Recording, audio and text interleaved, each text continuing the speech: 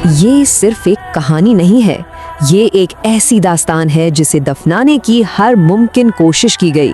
एक ऐसे शख्स का किस्सा जिसे तारीख के औराक से मिटाने की साजिश की गई। ये दास्तान है कोलार गोल्ड फील्ड्स यानी KGF की।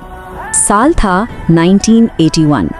हिंदुस्तानी हुकूमत ने एक किताब पर सिर्फ पाबंदी ही नहीं लगाई, बल्कि हुक्म दिया कि उसकी हर एक कॉपी को जला दिया जाए।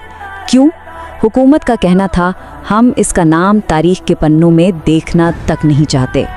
सवाल ये है कि आखिर वो शख्स था कौन जिसकी कहानी इतनी खतरनाक थी कि पूरी हुकूमत उसके पीछे पड़ गई?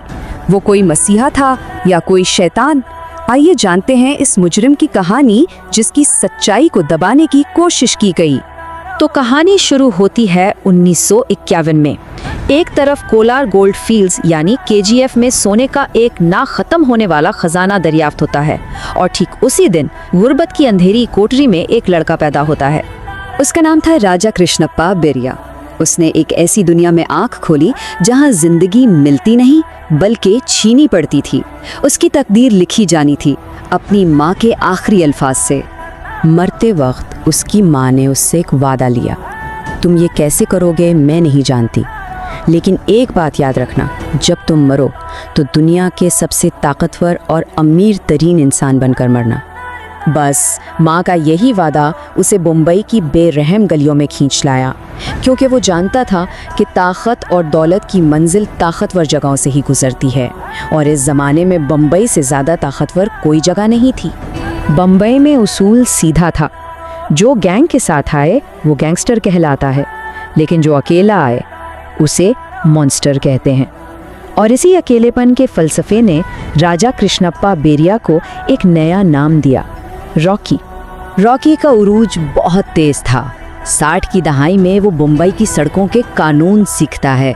70 की दहाई आते आते वो अंडरवर्ल्ड का एक बड़ा नाम बन जाता है, और फिर 1978 तक वो अकेले ही अपने सारे दुश्मनों को रास्ते से हटाकर मुंबई की गोल्ड स्मगलिंग का बेताज बादशाह बन जाता है।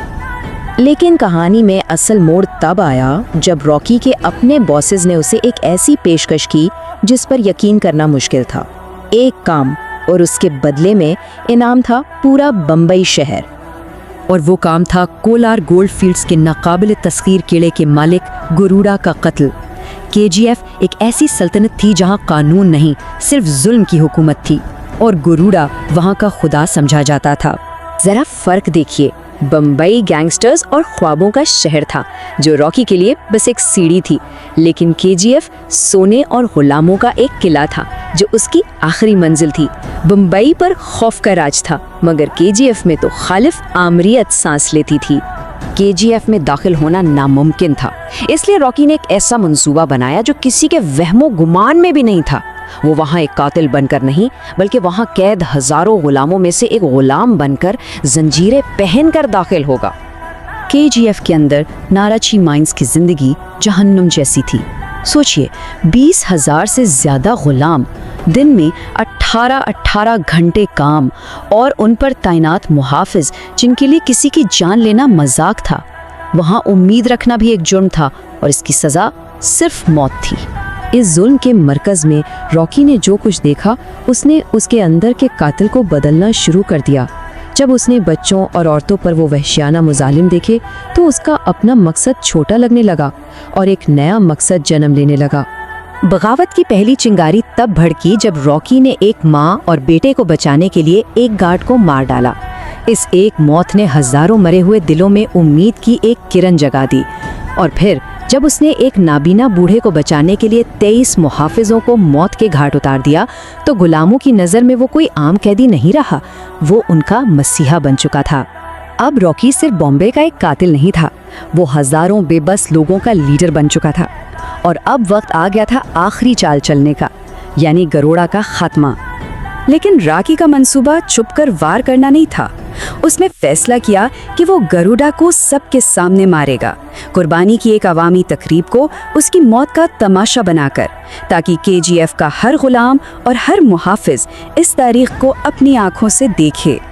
और जब रॉकी ने हजारों लोगों के सामने गरुड़ा का सर उसके धड़ से अलग किया तो एक ही सवाल सबके जहन में था, ये शख्स आखिर है कौन?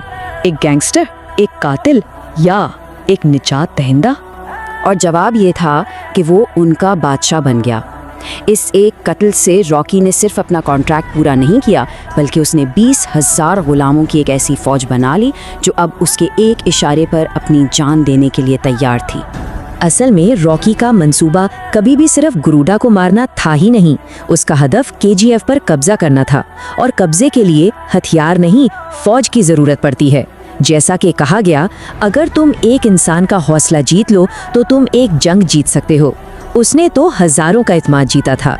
मगर ये तो सिर्फ कहानी की शुरुआत थी, पहला बाब था, क्योंकि अब केजीएफ की दीवारों के बाहर मुल्क की बड़ी बड़ी ताकतें हरकत में आ चुकी थीं।